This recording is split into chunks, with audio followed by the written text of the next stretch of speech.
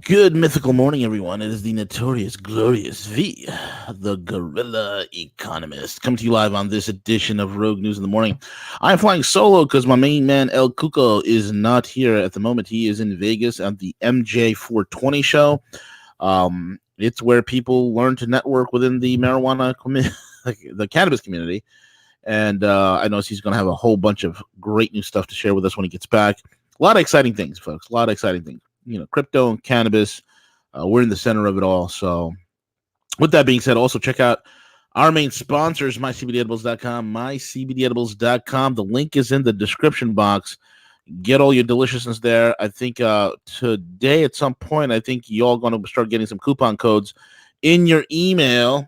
Okay, so go to mycbdedibles.com, hit subscribe so you get that coupon code. Everything will be 50% off. So it is a monstrous saving. I say that you take advantage of it while you can. And folks, also check out the Patreon if you haven't done so already. It is the pinnacle of level-headed, straightforward geostrategic, geoeconomic, geopolitical analysis anywhere on the planet. Analysis that's worth tens of thousands of dollars, is giving it away for practically next to nothing. So join there, take advantage of it, and there'll be some good stuff. And also, guys, you guys all know about the YouTube purge that's going on. The purge. We haven't been affected, so so far so good. If anything should change down in the future, we will be warned about it before they start taking us down. But with that being said, let's get into it. Lots of things are going on. And I always start off by saying lots of things are going on because typically lots of things are going on. And one of the things I really begin to focus on is where we are in this world. Oh my God, I mean, think about it, folks. If you were to pan the camera of your mind out, if you're able to pan that camera of the mind out several thousand feet and have a good purview of what is happening globally, you would see that every single corner of the world, no matter what corner you're in, there is some sort of a turmoil. There is some sort of a riot. There's some sort of a rebellion, a revolution, a protest, whatever it is. And it's all happening globally. And it's to the point, folks. It is absolutely to the point that, we are living in some very, very, very interesting times indeed. No matter where you look, is global unrest. There's unrest in the markets, even though the markets are trending higher. There's, my God, we're living literally in the realm where nothing makes sense. Yesterday was the vote in the British Parliament. Our old buddy Boris Johnson will stay on, and he promises to deliver Brexit by the end of January or January 31st. He'll deliver Brexit to the Britons, and we shall see what happens. And we'll, so that's happening over there. The shenanigans that are happening in the EU. The EU has to do something. They are basically losing a great deal of ground. They have problems within. They have problems without. And it's pretty interesting, folks. It's really interesting when you look at the world, right? When you have, like, let's say a low tide situation, you see the water receding from the shoreline, right? And I want you to think about this. This is some next level analogy. This is some next level, some deep thinking here. If I could paint a picture, just like there is a low tide scenario, and you could also make the same analogy right before a tsunami as well. The water is receding from the shores, right? It's receding. It's pooling somewhere. Last several weeks, we have the Fed dumping 75 billion, 80 billion, 90 billion a day, every night, overnight, to keep the banks lending. Why is this happening? Folks, in order to understand what is happening in 2019 in the month of December, in order to understand what was happening and what began in November of 2019, the gorilla has to take you back in the Wayback Machine, folks, the Wayback Machine, back to 2015. When yours truly announced that de-dollarization has begun, and since then we have seen an acceleration of not only de-dollarization,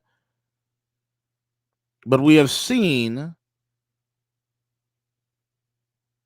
the building, the infrastructure, the instruments, and the vehicles that have brought about what we are looking at today, and that is a full-on, full-blown multipolar world.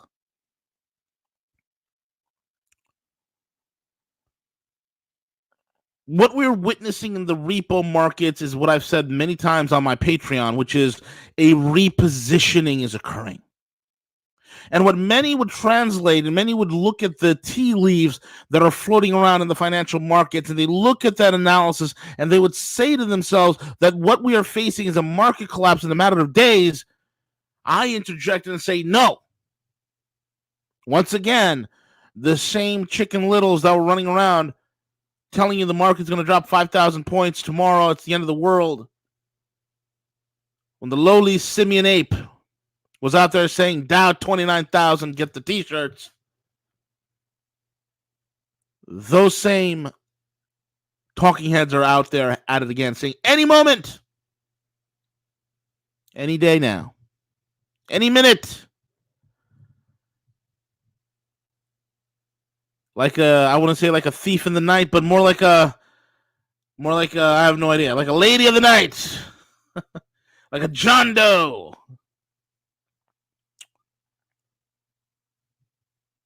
Unbeknownst to anybody, market's going to crash. And that's the image they're putting out there. And folks, you have to understand this market is extremely tightly controlled. And they could only do so much with the ESF in order to bolster the market. They could only do so much with the ESF in terms of how much dollars they can sop up from the markets, dollars that have been dumped, dollars that have been pushed to a dark pool. There's only so much. There's only so much that they can do with Euroclear and all the other bolt holes where they're dumping massive amounts of treasuries. And now it's to the point that there's a repositioning happening in the market. The tide is being pulled from shore. And that is why, just like the liquid, just like the water is leaving the shore, folks, the liquidity for the time being, temporarily, is leaving the markets. Why? Because if you were to look at the world, and remember I told you when we started, when you look at the world, and you look back and you take that 60,000 foot view of the planet. If you can imagine a graph in your head with all the countries, you want to, instead of the oceans, I want you to think of currency pools. Where you see the Western Hemisphere, I want you to see the dollar. I want you to see the dollar floating around all mixed with the euro in the European Hemisphere. And in the Eastern Hemisphere, I want you to witness the Chinese yuan with some Japanese yen action on the South China Sea side. And what's happening right now, folks, all these liquidity, all these pools of currency are contracting, are receding within to themselves.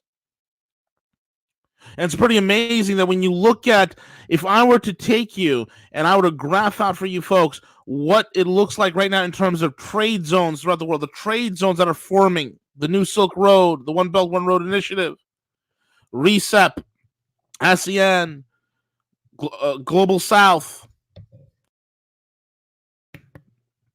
all the different types of trade deals.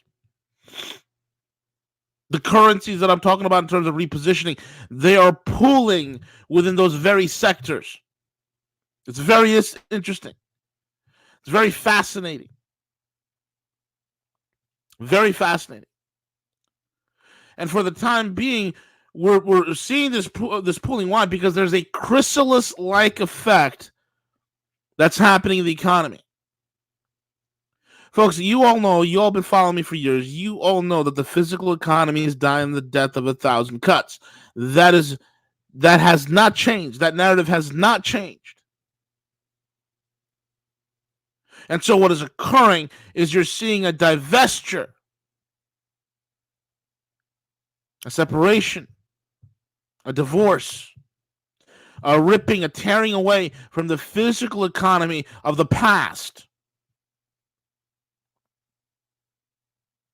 And the new digital, data-centric, ubiquitous, internet-based, high-speed markets and economy and economic data. It's completely two different things. But the funny thing is that the mavens, that the gods who have created this electronic Valhalla, the gods who they think they're gods, who have created this Mount Olympus called the modern day stock exchanges, they somehow felt, just as Icarus was able to fly, folks, that they somehow were able to defy the very laws, the very rules of economic Mother Nature. And like Icarus, his wings will melt. These guys somehow think that economic laws don't apply to them. And folks, there's a phase that we're going through right now where the digital economy thinks that that it is no longer subject to fundamentals.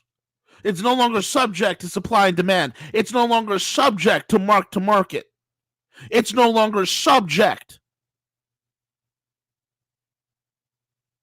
to price discovery. And so the digital market will run. It will run. It will run. It will run. It will run to 29,000. It will run to 30,000. It will run to 35,000. And folks, I said this years ago. You're going to see the market run in such a way that, yes, we will have a 29,000, a 30,000, a 40,000 down, but it will be a monolith that casts a shadow on a dead and dormant physical economy that inhabits a tattered and debilitated nation. It's going to be crazy. You know, people always say, "What's the number one export of the U.S.?" And you know, in the reality is, it's trash, recyclables, and pornography. That's our biggest exports. But truly, our real biggest export is paper. And I'm not talking about Georgia Pacific. I'm talking about paper as in dollars.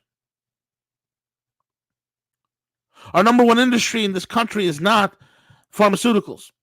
It's not automotive manufacturing. It's not electronics. It's not construction materials. It's not any of that. Our number one industry is the dollar and everything that has to do with the dollar. That's our industry. That is the only surviving industry left.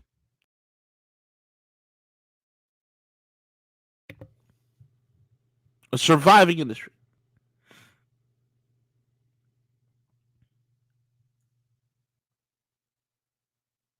So when I tell people, hey, this is the only living viable thing you have right now that can, if you leverage it, you learn this monster, you be pragmatic about it, you put aside your dogma and your dictums, and you begin to understand for what it is, that this is simply a tool that you can leverage to better yourself and your family. Folks, you got to take advantage of it. Somewhat, shape, or form. Take advantage of the fictitious fake bubble.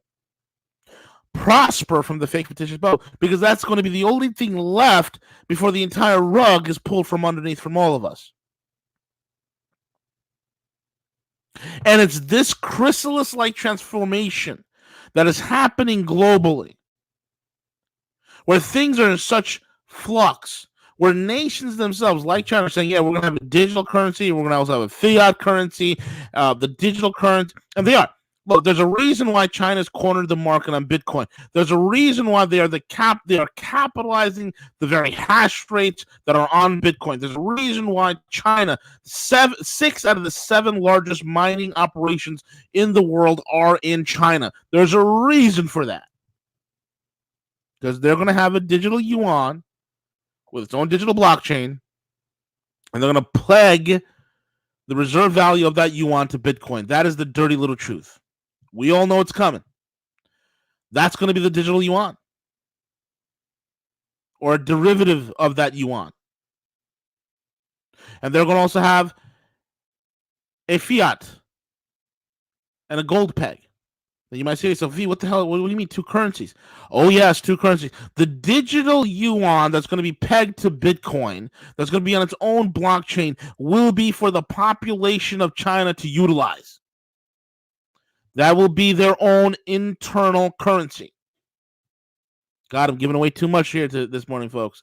I'm giving you guys a lot. Hope you're taking notes.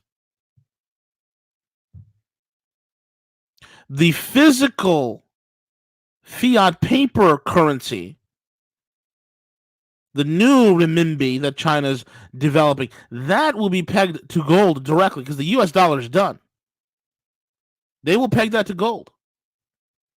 And that will be used exclusively for trade settlement. And guess who else is following the same model?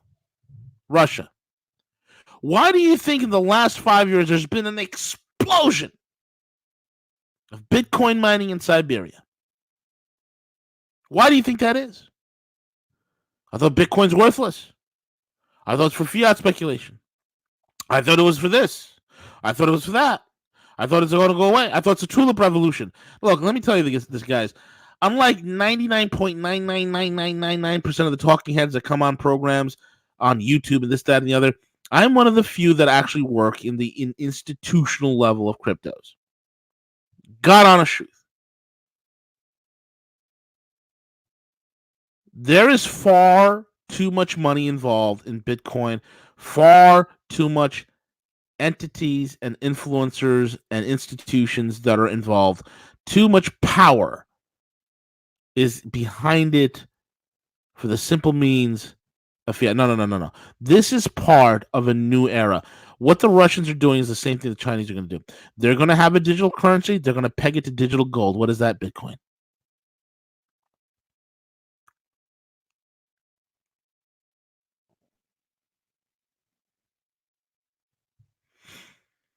And here's the thing. They're going to have a fiat. They're going to have a fiat paper currency as well. A new ruble linked to what? Gold. And what has China and Russia been doing the last several years?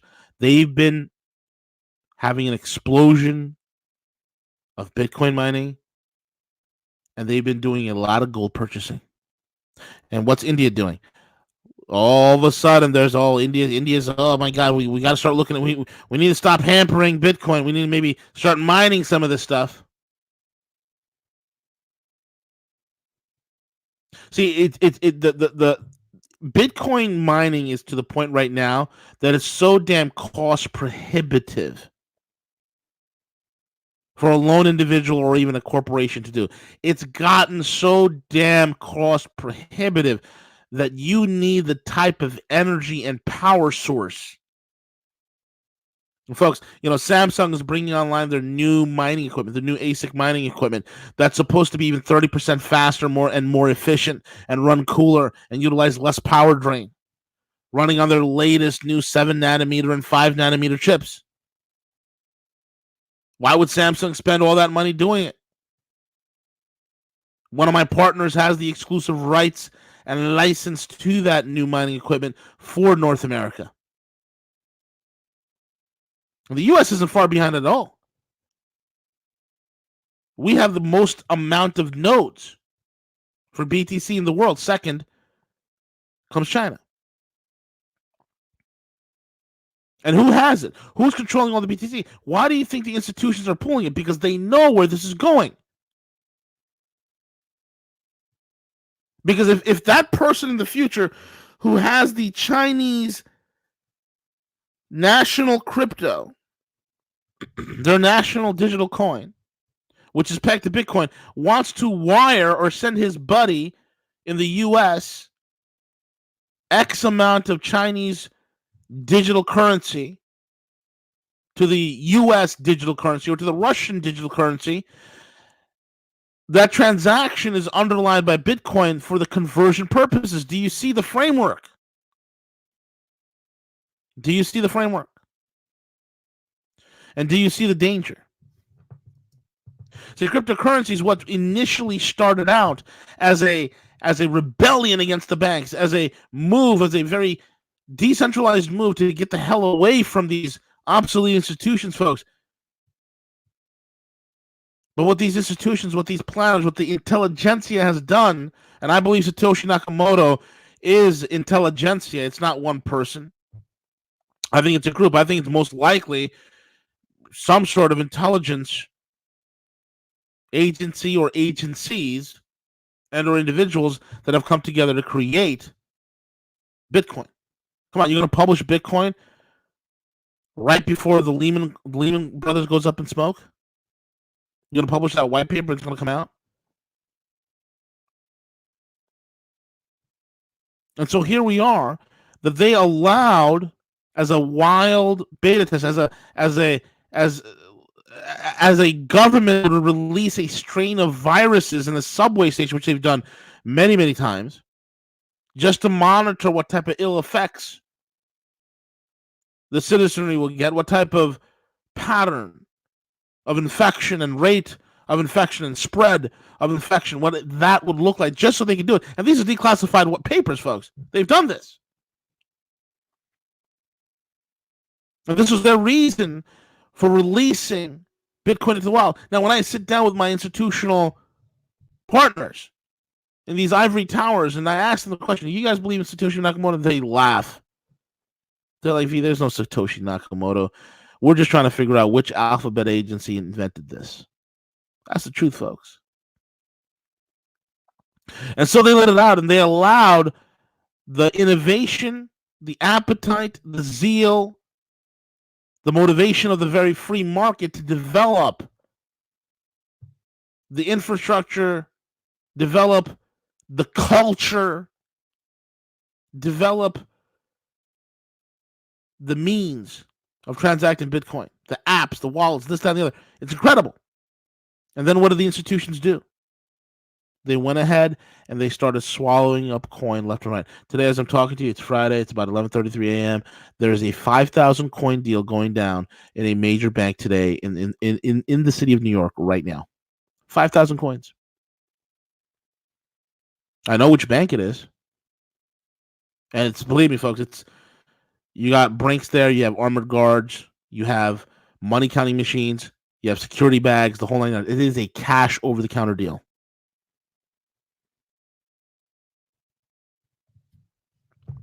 Bitcoin's not a scam because Bitcoin is not for you. It's not for the masses. It was never designed to be for the masses. It was purposely designed to be inefficient. It doesn't work. I mean, think about it. You know, if I'm going to go buy a Starbucks coffee and I pay it in Bitcoin, what am I going to do? Sit around and wait for it to, for the network to confirm that the transaction went through? No, it wouldn't work. It's never for the populace. Look, 97% of all the coin out there is held by less than 3% of the wallets. The average Bitcoin wallet held by a person has about $150 worth of Bitcoin in there. It ain't for the population. This is for the institutions. It's too expensive for the population. It's too inefficient for the population. It doesn't scale as well for the population. But you know what? It does very well for cross-border transactions between institutions and or conglomerates. And I've seen it, done it, and been there during those transactions, and I've seen it firsthand. This is where it's going to go. Now, what's going to be for the masses? It's going to be Litecoin. It's going to be Bitcoin Cash. That's what they're saying. That's going to be one of the runners. But the real runner is going to be a digital dollar. The real runner is going to be that. The digital dollar is what's going to be used for the masses. This is where we're headed, folks.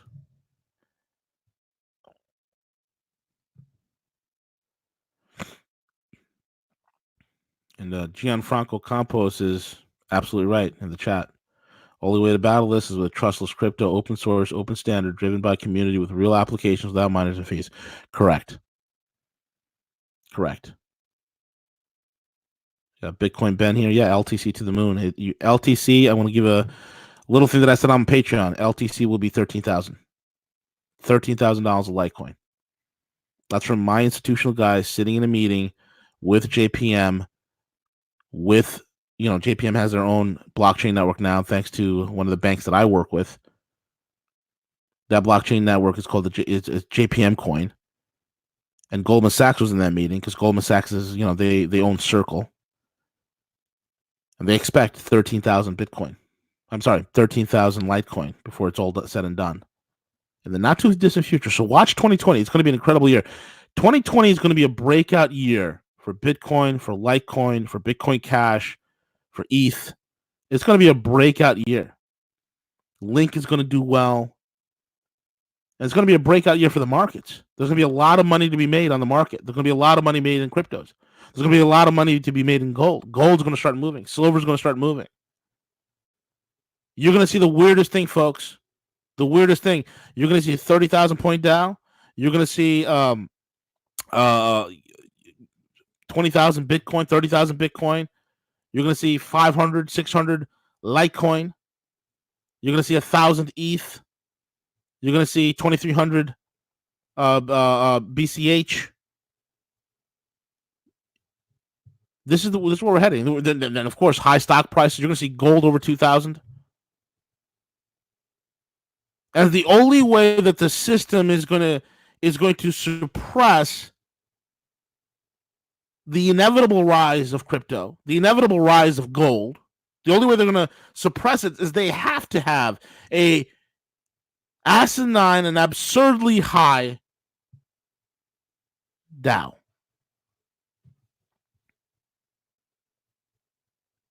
It's coming. Watch for it. And this is what we're seeing, folks, all throughout the world, the tension. And it doesn't matter if it's in Argentina, if it's in Chile, if it's in the U.S., if it's in Canada, if it's in England with the Brexit, if it's in the European Union, if it's in Russia, if it's in China. What you're seeing all the world is the tension. Because a breaking away, a fissuring is happening between the old, and we're seeing the birth of something new. It's scary. It's confusing, but it's also extremely exciting. And if you position yourself now in any one of these things, you're going to do very, very well for yourself and for your family.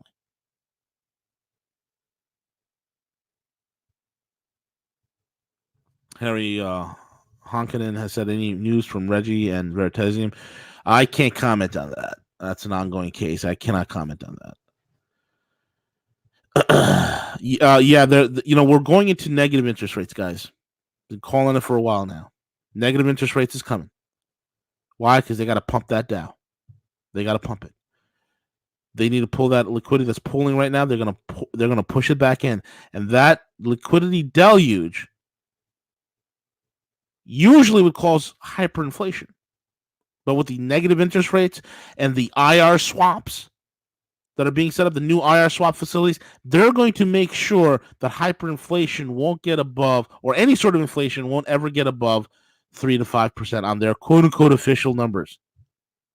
But the real inflation rate, it's going to be anywhere between 11 and 12%.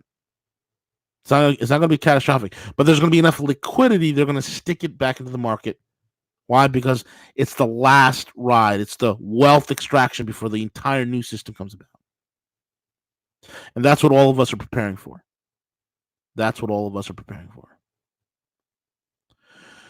And with that being said, folks, I'm at the end of the program. CJ and I will be back on Monday. That's when CJ gets back from the MJ 420 conference. If you haven't done so already, join the Patreon. Link is in the description box. And I think, again, today, the emails will be going out. So if you haven't gotten an email, go to mycbdedibles.com. Links in the description box. Go to the subscribe page, put your email information in, and you will receive a 50% off coupon that you can utilize to shop. So take advantage of it, guys. Take advantage of it. This is the Gorilla. I'm over and out. And if you need to track me, talk to me, or anything like that, you email me at v@roguenews.com, v@roguenews.com. And with that being said, enjoy yourselves a great weekend. Cheers.